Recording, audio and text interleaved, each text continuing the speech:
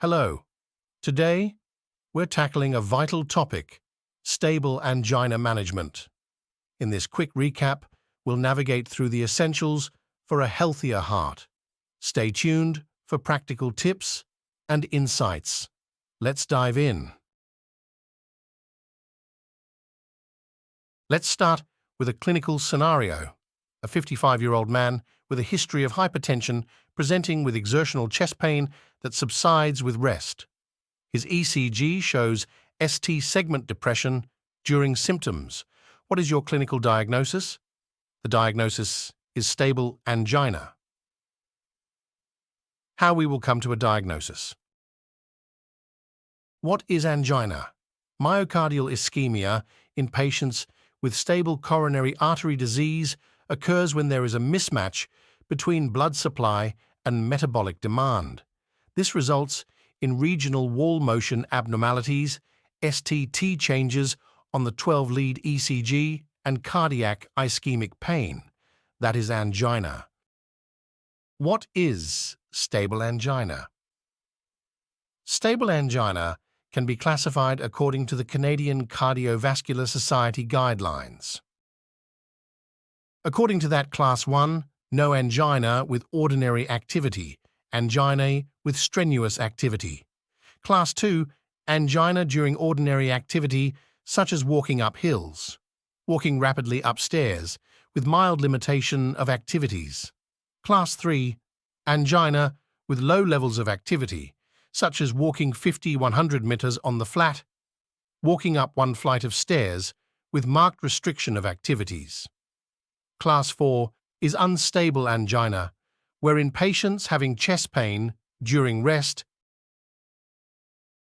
On examination, there are usually no abnormal findings in angina, but there may be signs to suggest anemia, thyrotoxicosis, or hyperlipidemia, such as lipid arcus, xanthelasma, or tendon xanthoma.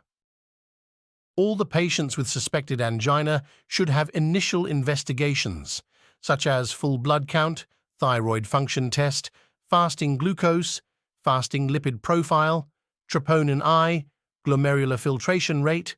Also should perform 12-lead ECG, echocardiography, and chest X-ray. The diagnosis of stable angina can be made on clinical assessment alone or by clinical assessment combined with anatomical or functional imaging, such as stress echocardiography, stress MRI, cardiac catheterization, or CT coronary angiography. This is the algorithm for stable angina management.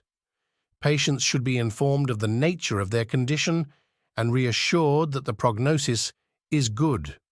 Lifestyle management should be instigated.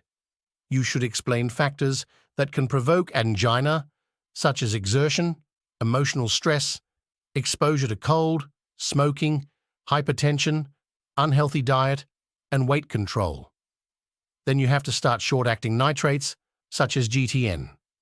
Then start drugs for secondary prevention, such as aspirin, ACE inhibitors, and drugs for high blood pressure.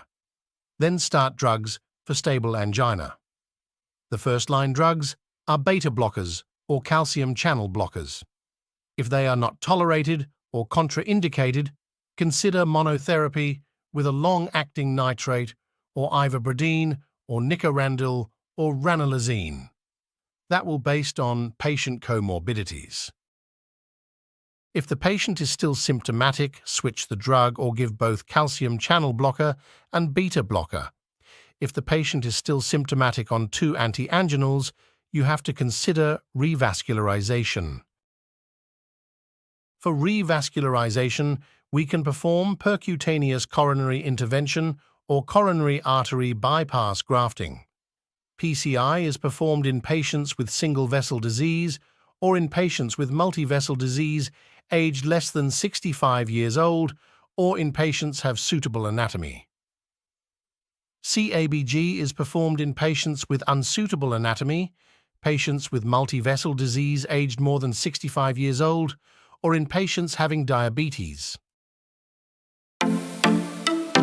Thank you for watching.